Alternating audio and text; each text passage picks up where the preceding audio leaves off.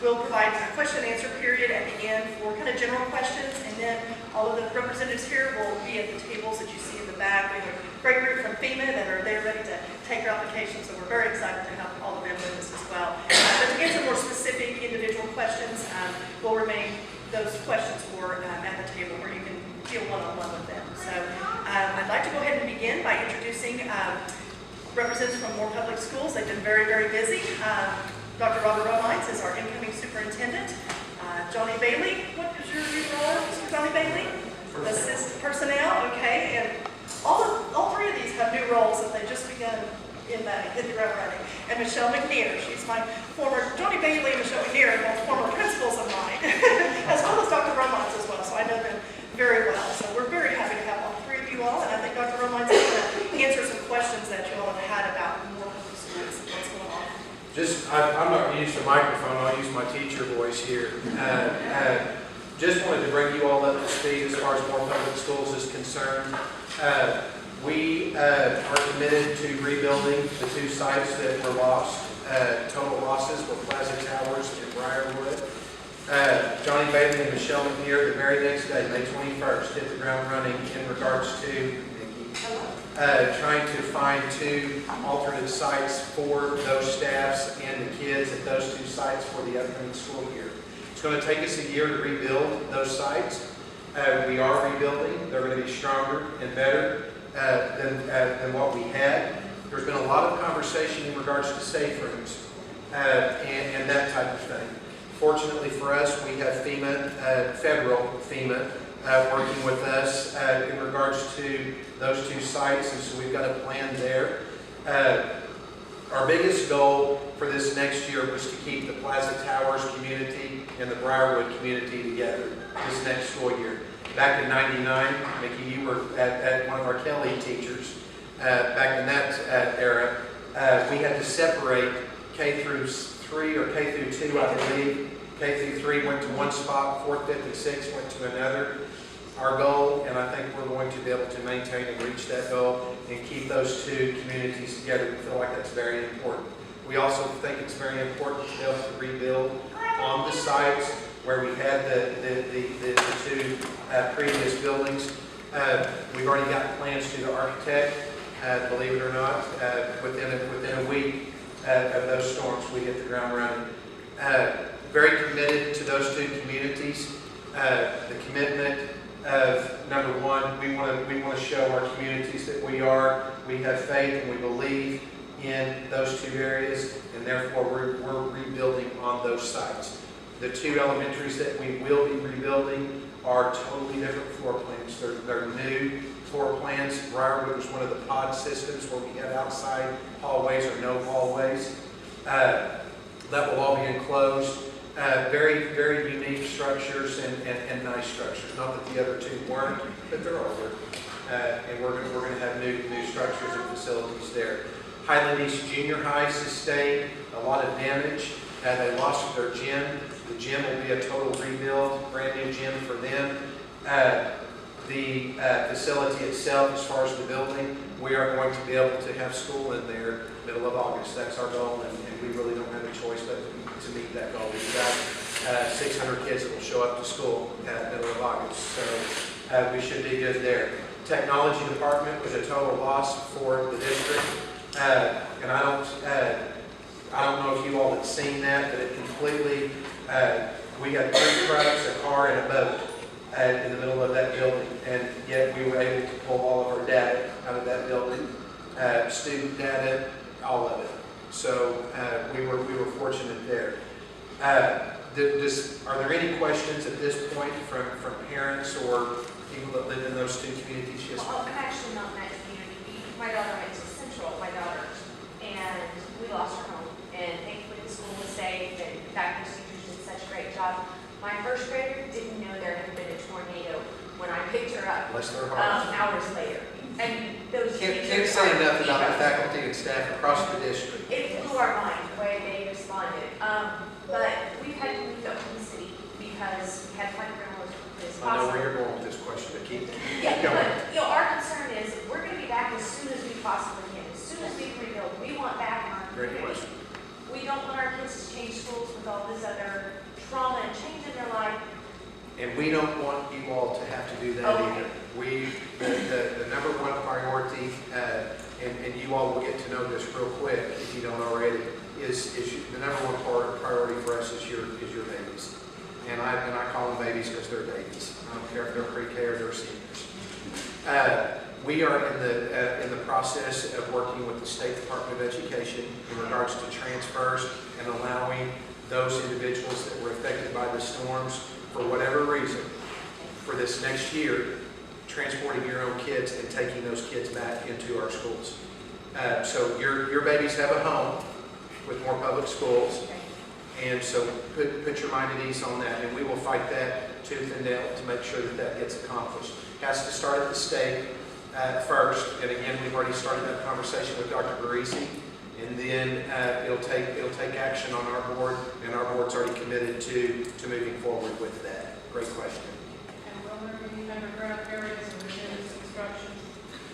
To be quite honest with you, I'm going to be honest with you on that. I am not an engineer, and I don't know what the safest environment or what we're going to be looking at there. We will be working with safety management, FEMA, and structural engineers in regards to that. We currently have two what we call safe rooms now. We've got one in Westmore. We've got one at Kelly. FEMA came in and did that for us as a result of the 99 tornado. And so there are plans in the work for that. Absolutely. Yes. It's going to depend. Each site is going to be different because all of the sites, as fast as we've grown and the community has grown, we've got about 8 different facilities as far as structures. We've got 30 plus buildings, but they're all different. And so each site will be different on how we manage that. And again, it'll be based on what the recommendation through FEMA, safety management, and these storm shelter companies. We've probably heard from 1,000 storm shelter companies on what works best. And we've got to be very careful with that. I'm not making that decision because, again, I'm not a structural engineer, and I want what's best at all of our sites. And the push, we've already started the conversation about retrofitting other sites and that type of thing. It's going to be very costly.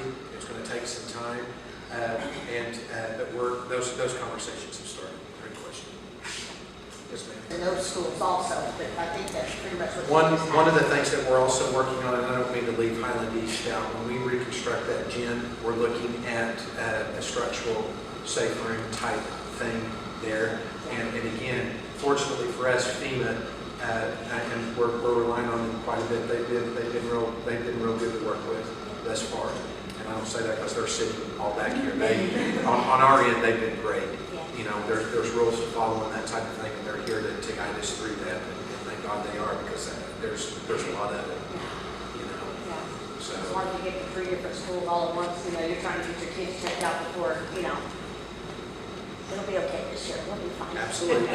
Well, and there's a lot of fear out there, and I will tell you, one of the news stations from, I believe it was Chicago, did an interview with us, and one of the questions they asked was, why didn't you evacuate the buildings and send these kids home? Well, we happen to be on the side at Plaza Towers, and I simply said, I want you to do a 360 with your camera, and that answers your question. The district, as far as the teachers and the principals across this school district, did exactly what they were supposed to do. We've talked to them about questioning anything and everything that they did that day. They did what they needed to do. And I've got 2 personal little ones myself, and Ms. McNair was charged with taking care of the youngest one. And fortunately, she was under her care and at that site, because we all had 23,369 babies to worry about, because we had no idea where it was going. Right. It was supposed to hit her building first, and the man upstairs caused a hailstorm, and it went right, because the original path it was on, it would have knocked out 3 elementaries and a high school immediately. So, but we're going to rebuild. We're committed to our community and the kids at those 2 sites. The biggest difference between the 99 tornado and this one is we have loss of life. It's been the hardest thing for everybody involved. That's the biggest difference, because you rebuild structures. That's easy. But the other piece has been difficult, but the community has surrounded those families with all kinds of great compassion and that type of thing. But we're going to rebuild. Any other questions? We'll get out of y'all's hair so this brief. We did want to go ahead and have quick questions here. We'll do the other questions for all the other panelists, but we are so thankful that they could be here, but they have other meetings to go to. You have one more question? What about, if, maybe you guys aren't the ones to ask, but what about helping kids that have been affected? Is there going to be, are the school counselors going to be involved? When will that happen? How will that happen? Great question. We have had an outcry of support across the United States. It's not just here in Oklahoma. People are coming in from all over the country with their, and I can't think of their dogs, therapy dogs, the comfort dogs, and which actually you kind of sit back and think, but it works. It worked for me on one evening when we were doing some interviews. The 3 sites, great question. The 3 sites, it will be a requirement for the teachers to go through counseling. They're going to need it. We are providing counseling for all the other teachers and administrators across the district, plus students. So we're watching Facebook pages, the email blasts that are coming out, that type of thing. We can't require students to go through that. That's a parent deal. But we will have that provided. And guys, that won't stop this summer.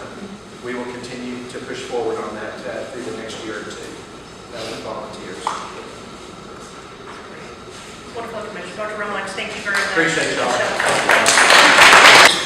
Once again, we thank you all for having this and all the people coming out. The number one thing that I will tell you with our chamber is that we're here to help anybody that we can. If you're a business, whether you're a chamber member or not, and you need any help whatsoever, give us a call. We did start a robocall 2 days ago, trying to check businesses to see where they were and what their status was. We will start calling personally in the morning to find out personally whatever we can about it. We have a questionnaire set up and volunteers that are going to come in and do that. So if you need to come into the chamber for any reason to pick up anything or for us to do anything for you, all you have to do is call. The one thing that I will tell you is that photo recovery has been into town, and everybody that has the photos that you think should be thrown away because they look so bad can be repaired. The website to go to is nationaldisasterphotorescue.com. Those are, if you're looking for pictures, that's where you go to look. If you want to drop off any kind of a picture to be restored, you can drop it off at Walgreens, Arvest Bank, or Dental Depot. It may take a while for your photo to get restored, but they will do that at no charge whatsoever. So when you're, if you need help with anything on that, if you have questions that you just want to ask, we'll tell you our phone lines are down and computers, but we're still up with cell phones running. So if we can help you as a business or even personal, you give us a call.